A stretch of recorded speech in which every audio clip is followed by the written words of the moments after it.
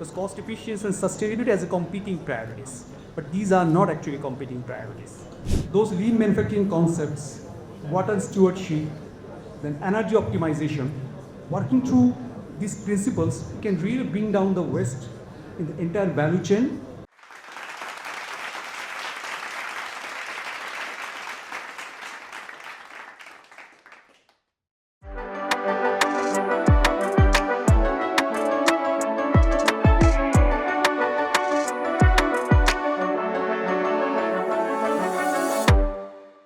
কিভাবে কস্ট এফিসিয়েন্সির সাথে সাস্টেইনেবিলিটি এবং ইএসজি কে ব্যালেন্স করবেন? I'm quite sure if you would have asked me this question 8 years ago, I would have struggled to answer this one.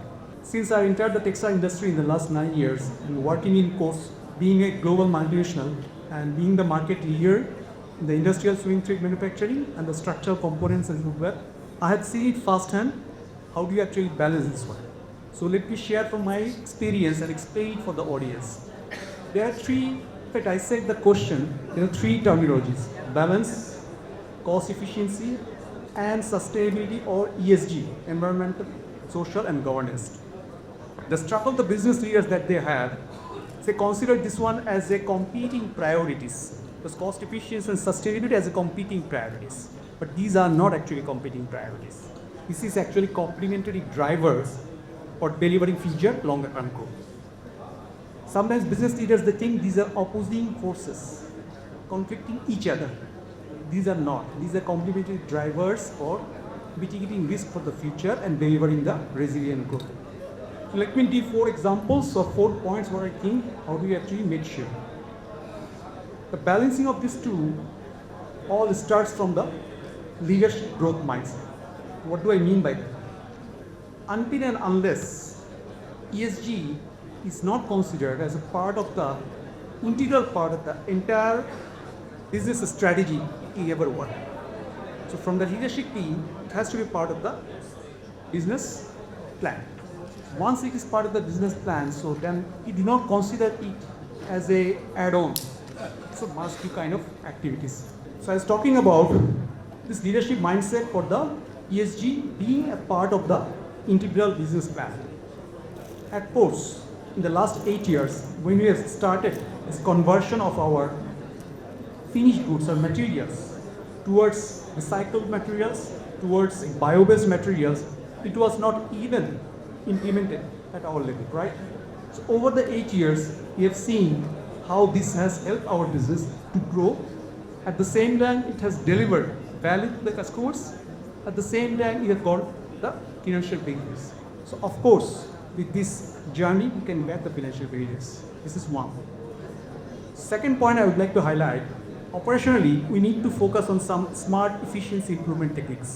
Those lean manufacturing concepts, water stewardship, then energy optimization, working through these principles can really bring down the waste in the entire value chain, and that can deliver not only the credentials for the ESG, but at the same time to deliver the financial benefits. Third point, technology. You cannot stay away from the technology. Technology has to be there if you really want to drive your sustainability agenda. We need to invest in the digital tools which can measure, monitor, and track emissions. So once you have those database, you can get the data inputs. You can really find out some actionable insights.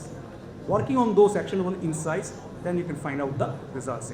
So these are the 3 important elements I talked about: leadership mindset, operational efficiency through smart investment. Third is the data. At one point, it's also very important to support this entire team collaboration. If you look at the entire chain, supply chain, it is not only you what you are doing. You cannot lift up your suppliers, customers, and the communities in this entire journey. You won't be able to solve this problem. In our case, what we have done, we tried to co-create solutions with the communities, with the customers, and the suppliers in different categories so that we can deliver results. And then it becomes a shared journey.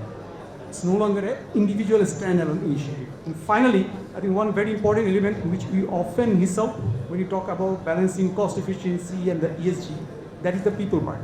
Business leaders, they do not tend to invest behind people, but it is a very much important factor. Once you invest behind people for their capability development, they will come up with fresh ideas. Their retention will be improved, their mental well-being will improve, workplace safety will improve. Eventually, you will get all the business benefits that you are talking about. As a multinational company, so you have some good best practices beyond compliance. So far I know you have 30% employee are female. So how can other companies in our country can just implement this best practice? Thank you very much. I look after 5 factories in 3 countries, right? So this is a question always comes, how can we actually leverage the best practices across these factories in the geographical boundaries also, right? One thing you have to establish, that is a culture. As long as you are having a competitive culture amongst the team, it won't give you that leverage. You want to leverage actually the collaborative culture. If you can really establish the collaborative culture across different factories, then only the best practice sharing benefits will come on. So how can you do it? There are various ways. We have different forums where our different team members, they present their ideas, their achievements, and then they can share and learn from each other. We have cross-functional audits, joint audits amongst the factories, so that they can learn and they can see and they can maybe suggest. As an example, we call it peer audit. What does it mean? Someone peer of you, right? He will audit you on a basic set of questionnaires, and he can see the things from a different perspective or angles. And that will really help someone external point of view giving you that advantage. And in today's age, it doesn't matter whether your factories are apart, far apart, whether it is across the borders. We can have common SharePoint libraries where all these best practices can be shared real time. People can really learn. So sharing these practices, taking that support of the digital, creating a collaborative culture, and creating a platform where people can share and learn together. That will really help to share the best practices. And we have really seen, we have really lived it, and we really still are committed to continue that journey. Thank you.